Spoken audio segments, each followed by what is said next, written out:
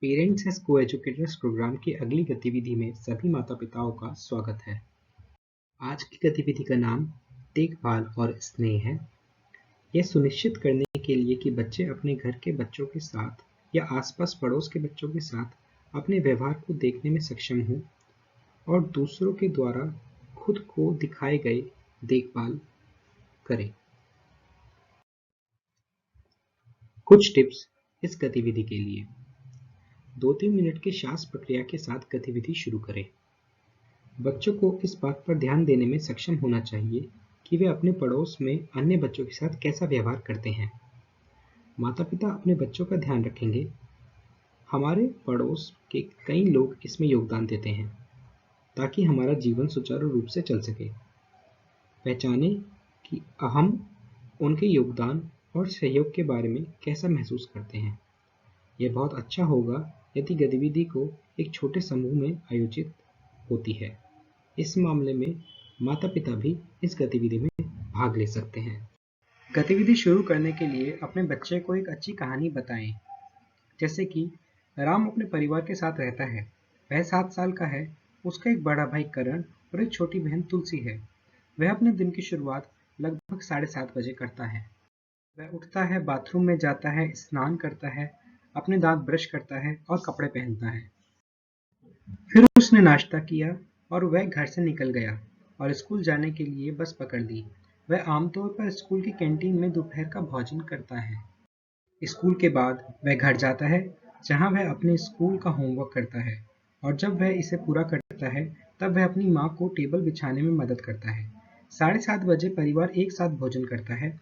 राम एक बहुत ही मददगार लड़का है, इसलिए वह अपनी माँ को रात को खाने के बाद सब कुछ साफ करने में मदद करता है।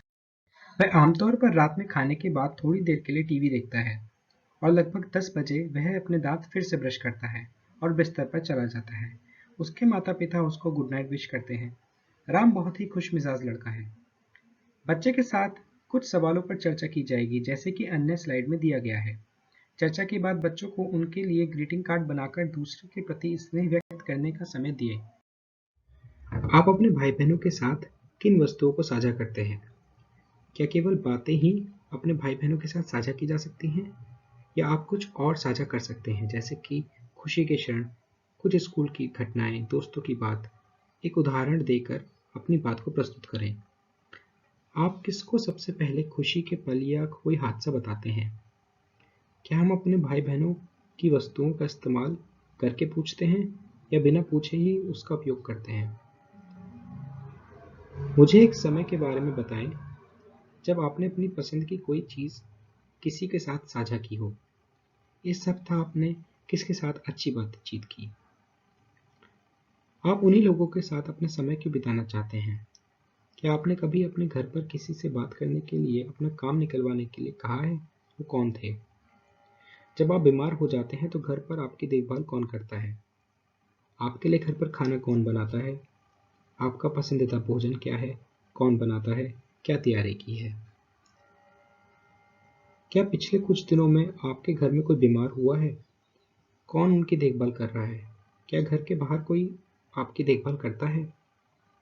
क्या देखभाल करना केवल बड़े व्यक्तियों का कर्तव्य है? स्थिति आने पर आप उनका भी ध्यान रखेंगे? आप किन प्रोसेसर का पालन करते हैं? आपको क्या लगता है जब भी कोई आप काम करते हैं तो दूसरों को कैसा लगता है? आपकी माँ ने आपको थका देने की बात भी खाना बनाया, आपने क्या किया?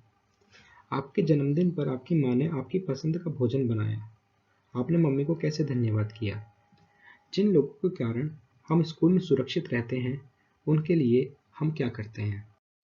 बच्चों को स्नेह की भावना को समझाने के लिए प्रोत्साहित करें और अपने प्रियजनों के लिए धन्यवाद उपहार दें। धन्यवाद। अब आप गतिविधि कर सकते हैं। यदि संभव हो तो कृपया अपने बच्चे के प्रदर्शन की तस्वीरें एवं वीडियो हमें भेजें। यदि आपके पास कोई संदेह या सुझाव हो तो आप हमें व्हाट्सएप पर टेक्स्ट कर सकते हैं। यह हमारा व्हाट्सएप नंबर है।